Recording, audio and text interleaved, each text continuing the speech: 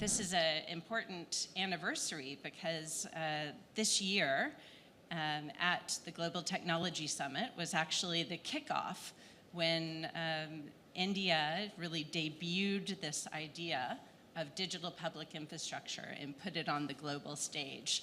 So it's kind of perfect timing to come full circle back 1 year later and take stock of where we are and where we're going. And to do that this morning, we have a wonderful, wonderful panel that's not only geographically diverse, but also bring a number of key kind of perspectives from the various stakeholders that are really required to make digital public infrastructure work. So with that, Mr. Kant, I'd love for you to kick us off. You're coming off of a very busy, very productive year. So what's next? Well, what next? Next is to accelerate the pace of digital public infrastructure, because one of the challenges for us is that if you look at the last couple of years, we've seen a lot of crises. The SDG goals are way behind schedule. Instead of progressing, we've regressed. The post-COVID era has seen vast segments of population go below poverty line. There is 75 countries of the world are facing a debt crisis. There is 1/3 of the world is in recession. Many challenges in the world, but there's one silver lining, and that one silver lining is the emergence of digital public infrastructure. And it's important because the western part of the world has grown on the back of big tech, and China has seen growth through Tencent and Alibaba. What some countries have done differently, particularly India, Estonia, Brazil have done, is to create a public interest layer. And on top of that public interest layer, they've done a lot of allowed private sector to innovate. And therefore, in a country like India, you have PhonePe competing with Google Pay, you have Paytm competing with WhatsApp, and these are open source, open API, open standard, but they are interoperable.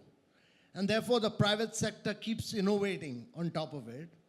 And this has been possible because India was able to build identity for 1.4 billion people. It was able to, then between 2015 and 17, it opened 550 million bank accounts and seeded these bank accounts with both the digital identity and the mobile number. And therefore, in India, the mobile enables you to do fast payments. We do about 46% of the real-time fast payments in the world. We do 11x more payments than what USA and Europe do. We do 4x of China. And then from fast payment, we have a number of startups like MobiKwik, Pine Lab, etc., who do paperless, cashless lending. And then we have another set of startups like Zeroda, Grow, Upstock, all of them, who use the DPI to do wealth creation. They've taken the stock market to tier 2, tier 3 cities, rural areas, and they control about 35% of the wealth creation in India. And then you have another set of startups like GoDigit, Acco, etc., who then provide insurance to the people of India on the mobile, on the go. So when I was taking an insurance policy as a young officer, it used to take me 6 months. They do it in 1 minute to 2 minutes on the go, on the mobile. Now these startups are all unicorns. They are all national assets because they were able to do it because India built the identity, India built the bank accounts. That was a lot of hard work, building the identity, building the bank accounts, seeding them with both the identity and the mobile number. And the challenge, as we saw during the COVID, was that while the world was giving out large packages which led to then inflation, India was able to put money straight into the bank accounts of the beneficiaries. 800 million people got money straight into the bank account without any leakages. Not a single paisa worth of leakage, money going straight in. And today in India, we put money straight into the beneficiary account in 700 government schemes with no leakages. Now we are linking up AI to the digital public infrastructure, and what it does is that we have 22 national languages, we have about 1,700 other dialects. So if you look at Bhashni and Jugalbandi, it enables AI to be linked up, and anyone sitting in any part of India, any rural person anywhere, can use his local dialect to get knowledge, information, fill up the form in his local language through voice, and get access to any government scheme. And that's the power of artificial intelligence, ChatGPT, on the digital public infrastructure. Now, what we've achieved through DPI, it's important to understand, is transforming lives of citizens. We've transformed lives of citizens and enabled them to get benefits through digital public infrastructure. And therefore, you need the digital public infrastructure to enable these countries to technologically leapfrog and ensure that we are able to make sustainable development goals reached to them. And that is really the key. SDGs must reach the global south, and therefore you need technological leapfrogging through the digital public infrastructure. There was a vacuum. There was a vacuum in the global architecture of digital public infrastructure. There was no definition. There was no framework. What India's G20 has done is to build that architecture. We also have joining us virtually, unfortunately, is Mr. Dilip Asbi, who leads the Unified Payments Infrastructure, which is really the piece of India's DPI that I think has generated all of those remarkable transaction numbers and accelerated the economic formalization of India in ways not really considered possible even a few years ago. Dilip, thank you so much for joining us. I'm wondering, so we've heard all of these great successes in India and how there's now consensus and a shared framework. So now I think comes the really hard work, right, of trying to make DPIs real and work in different contexts for India, or than India and other places. And there are some features which of course are going to be similar and shared across regions and countries, but there are some things that have to be contextualized as well. And I'm wondering if you can just give us a little bit of insight into India's journey, with sort of the secret sauce of making UPI so successful and scalable, and then also talk a little bit about the global cooperation on building these sorts of payments layers in other countries, knowing that UPI has become a real model for others. I think when you look at India, and just supplementing what he said, I think the Indian regulator and the government were very clear on few things what we wanted to achieve, right? So I don't believe that this whole digital payment infrastructure or UPI or any other payment system, direct benefit transfer he spoke about, where we are able to credit 200 million people in overnight, in just a matter of few hours. It's all thought through over the period. And I think the government and the regulator, the financial regulator, RBI, was very clear on few things. One is, the speed of money and formalization of economy is very important. The democratization of the payment system is critical. And when I say democratization of the payment system is, creating a very high speed, low cost, very efficient payment system. And the third thing is the ecosystem led approach. And the ecosystem, when we create the ecosystem looks at the long term gains and not the short term, and makes the short term sacrifices. Brilliant architecture, completely interoperable architecture, which regulator and the government decided to implement, which had the banks, fintechs, some of the new entities which started like PhonePe, Paytm, Google Pay, WhatsApp, and when you look at the evolution of the India, right? We tried the context-free layer allowed a lot of innovation. So, and when you now look at the world and how the countries can look at DPI, the knowledge which we have built, I believe that the DPI definition is going to vary for country to country, right? The local context will get added, and I think every country will have to look at. I think the first important is the decision has to be taken. The decision has to be taken that we need a democratization of the payments or any other systems which we spoke about. DPI has to be well regulated, right? Otherwise, it will not really look at that long term, and it will not gain the trust. The DPI has to look at an ecosystem approach, getting in the diverse set of players to participate into the DPI.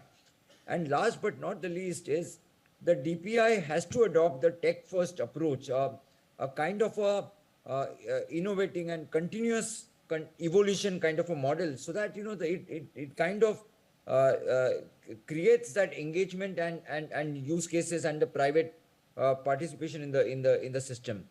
I believe, Kay, that the connected world, the global financial internet, the finternet is what we call upon, is going to be the reality of the world of the next decade or so. And I think it's very important that for that to happen, most of the countries have a real time, fast, efficient, fast payment system. So I think it's in the world's interest that we kind of, the way India has fast tracked, Brazil has fast tracked. We heard the governor of central bank. I think we need to have this common denominator of the efficient, real time, fast payment digital systems, so that the global financial internet, wherein we don't have to pay 7%, 10% cost for the remittance, we don't have to pay 4%, 5% cost for the cross-border payments. And I think this is a great opportunity for the world to kind of lap up, and I think it's going to be a reality in next 10 years' time. I'm just wondering, Minister, if you could talk to us, give us a little bit of a reality check. We were talking in the green room about just levels of connectivity, right? And different contexts, levels of literacy vary from place to place. How do you take kind of the inspiration and adapt it to Sierra Leone?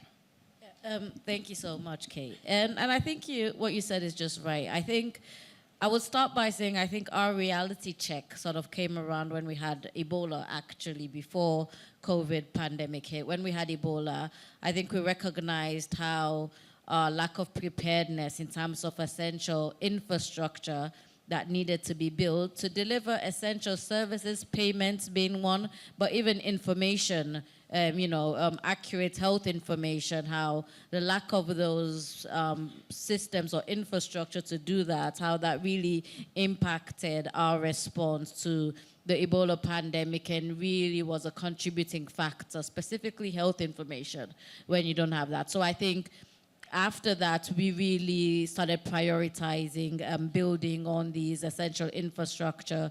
That is connectivity. That is the systems and platforms that would ensure that we can deliver services. So I think when COVID came around, I think we're in a much better place because we had invested in these infrastructure, such as connectivity. I think right now in Sierra Leone, we have connectivity in 14 out of 16 districts, which is a massive jump from where we were just a few short years ago.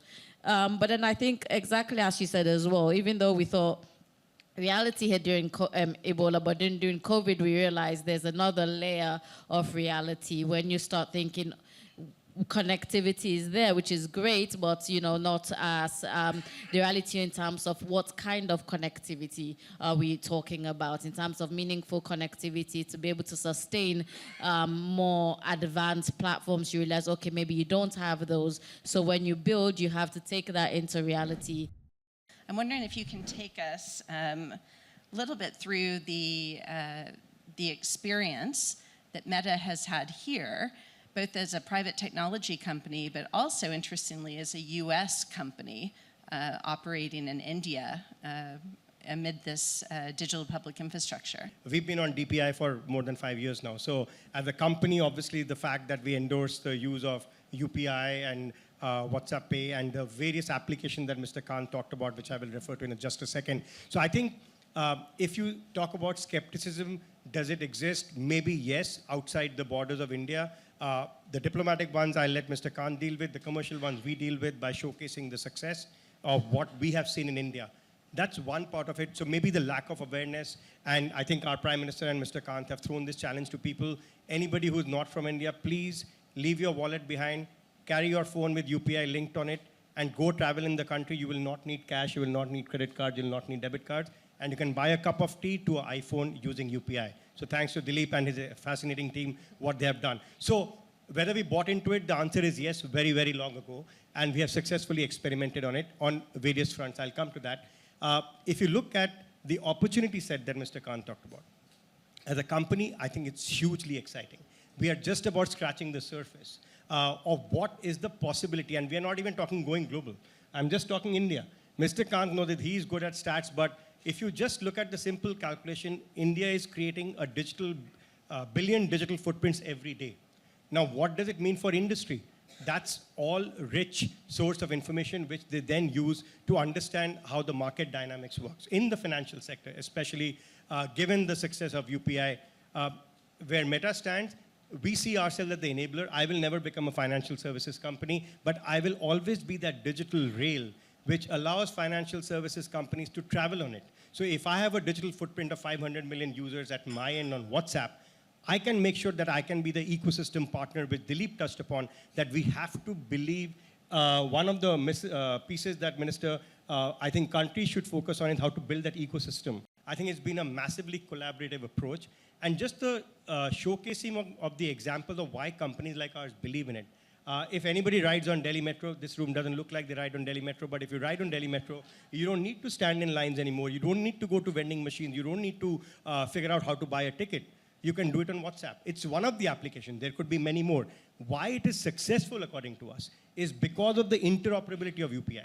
Today, you do not need to be in WhatsApp using one of its applications to buy a commercial, enter into a commercial transaction, but only use WhatsApp Pay. You can use any of the UPI pays that has been. So the long and short of it, Kay, according to us, is we like to say the cliche is that you ain't seen nothing yet. I think we are in that phase, even in India.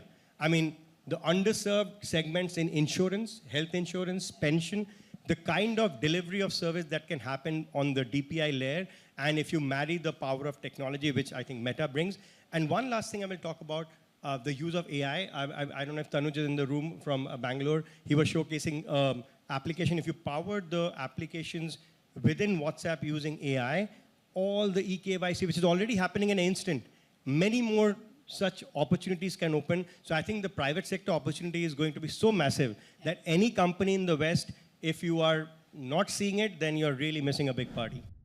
Stefan, so that's a perfect segue to talking about fora for bilateral relationships, multilateral relationships. One that has been increasingly important over the last year towards discussing and coming to consensus around the opportunity for DPI to accelerate inclusion, promote competition in markets, has been the EU-India Trade and Technology Council. And I'm wondering if you could talk a little bit about the ways that that forum and other multilateral fora are able to promote the global cooperation that's really needed now to identify common standards and to find a way to think about governing these systems, which we're talking about, DPI as national technology kind of stacks, but in fact, so much of the technology is transnational, and we see more data flowing into the cloud. AI is going to just accelerate this. How do these policy forums help advance that from your perspective? Digitization is global, and we discussed yesterday the artificial intelligence and the next steps in AI, and we all agree that we need the international cooperation in this field, and the same is true for DPI. I think the progress that India has made in this field in the past is indeed enormous in the digitization of public services. And the unified payment interface is one prime example, but it's only one example of wonderful solutions that India has worked out in the past. And indeed, and we heard it from the G20 Sherpa, it's a great progress, and I think it marks a very relevant stone that now we have established this common framework for DPI within the G20. And this is indeed extremely important that we, within the G20, work together on standards, on norms for DPI, that we have the interoperability. And the European Union, Germany are partners within the G20 framework. And we have developed, under the presidency of India, we have developed, let me say, the first steps for building up this common framework. And now we have to fill this framework with life. What really struck me the most was the repetition of the phrase democratization, whether it's democratization of finance. It all really comes down to democratization of opportunity, right? Which I think is really exciting and is probably what binds us together in this DPI journey. We've got a ways to go, but the last year has been a remarkable, remarkable step forward. So thank you to the panelists. This is great. Thank you for your time and your perspectives.